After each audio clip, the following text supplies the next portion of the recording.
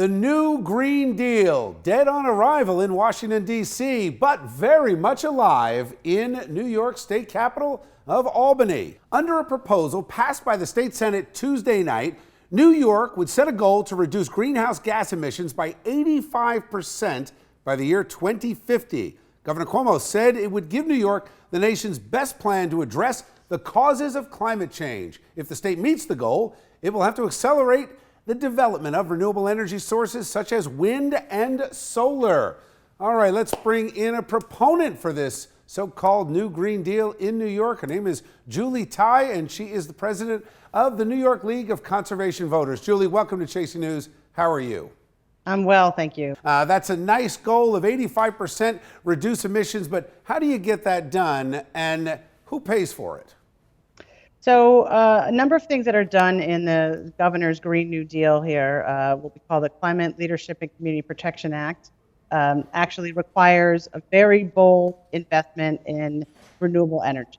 It requires the state to have 70% of its renewable energy come from renewable sources by 2030. The Energy Information Agency in Washington does the capacity percentage reports, and the capacity for wind and solar are the worst. Why not move toward nuclear energy? It's efficient, it's cheap, and it doesn't put the cost onto working class families like we're seeing in Germany. As a good example, the cost of taxes and energy bills have skyrocketed since they went to a green energy plan. Well, I think that what we're going to see is that the price of renewable electricity is actually coming down.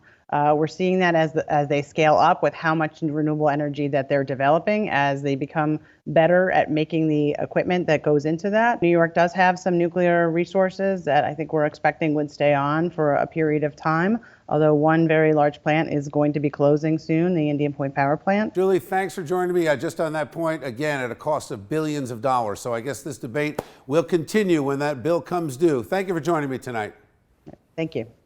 All right, let's bring in tonight's A-plus panel. We're joined by attorney and Republican strategist Matt Rooney. Good to see you, Matt. Good to be here.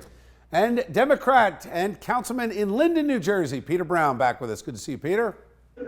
Thank you, Bill.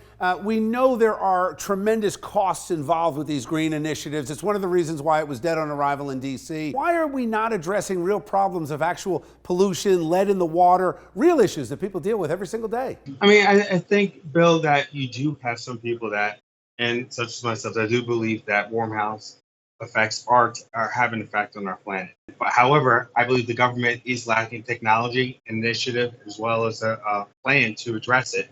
I think this plan that's being put forth is lacking details. Well, to that point, there are no details. I even asked the question of Julie Tai about nuclear power. She said, well, one of the plants is already shutting down. There's no thought into some of the highly efficient and effective energy sources, bring prices down, and accomplish the same mission of reducing pollution. Yeah, because, look, for a lot of these hardcore environmental activists, I'm not talking about people that just believe in climate change, but for a lot of these hardcore types, this is really about liberalism and the left and ideology. It's not really about making the world cleaner.